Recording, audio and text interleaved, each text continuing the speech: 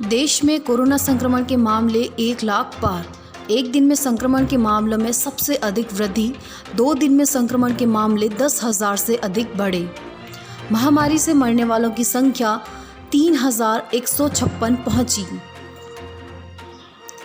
10th और 12th की बची परीक्षाओं की तिथियां जारी। केंद्रीय माध्यमिक शिक्षा बोर्ड CBSE ने सोमवार को 10वीं और 12वीं की बची परीक्षाओं की तिथियां घोषित कर दी।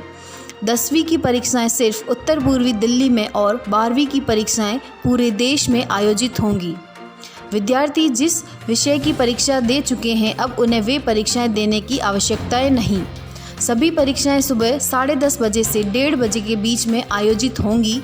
सभी विद्यार्थियों के घर से विषाणुनाशक द्रव्य की शीशी और मुंह व नाक ढकने के लिए कपड़ा यानी कि मास्क लाना जरूरी होगा।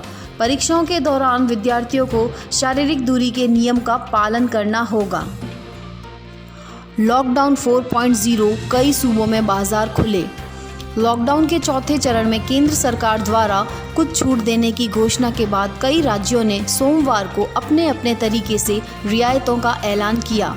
गृह मंत्रालय ने कहा कि कोई भी राज्य या केंद्र शासित प्रदेश 31 मई तक लागू देशव्यापी लॉकडाउन के लिए जारी दिशा निर्देशों को कम नहीं करेगा।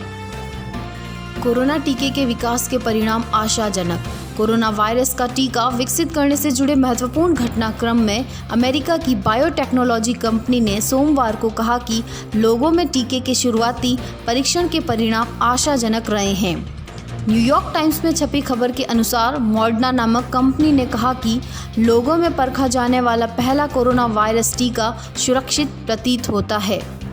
परीक्षण परिणाम 8 स्वस्थ स्वयंसेवियों पर आधारित है, जिनमें से प्रत्येक को टीके की 2 खुराक दी गई। परीक्षण मार्च से शुरू हुआ। इसने कहा कि जिन लोगों को खुराक दी गई उनके शरीर में एंटीबॉडीज़ बनी, जिनका जब प्रयोगशाला में परीक्षण किया गया तो वे विषाणु को रेप्लिकेशन बनाने से रोकने में सक्षम थी। WHO ने उठाया कदम। भारत ने कोरोना के स्रोत का पता लगाने का किया समर्थन। भारत विश्व स्वास्थ्य संगठन WHO के उस महत्वपूर्ण सम्मेलन में सोमवार को लगभग 120 देशों में शामिल हुआ, जिसमें कोरोना वायरस संकट को लेकर वैश्विक प्रतिक्रिया का निष्पक्ष और व्यापक मूल्यांकन करने के साथ साथ ही इस घातक संक्रमण स्रोत का पता लगाने पर जोर दिया जाएगा। इस वायरस ने विश्व अर्थव्यवस्था को प्रभावित करने के साथ ही 3.17 लाख से अधिक लोगों की जान ली है और तकरीबन 47 लाख को प्रभावित किया है। बाजार में उत्साह नहीं जगा सका प्रोत्साहन पैकेज।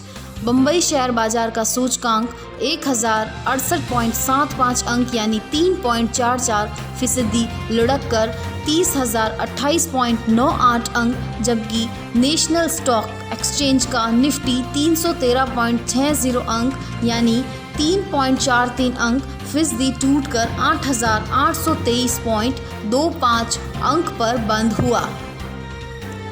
अमेरिकी डॉलर के मुकाबले रुपया टूटा 33 पैसा।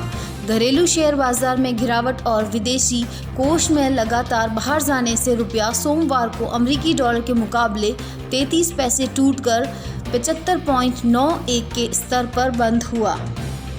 रिजर्व बैंक 3 महीने और बढ़ा सकता है ऋण स्थगन। भारतीय स्टेट बैंक SBI की एक शोध रिपोर्ट के अनुसार देशव्यापी लॉकडाउन को 31 मई तक बढ़ाने के कारण RBI कर्ज अदायगी पर जारी ऋण स्थगन को और 3 महीनों के लिए बढ़ा सकता है।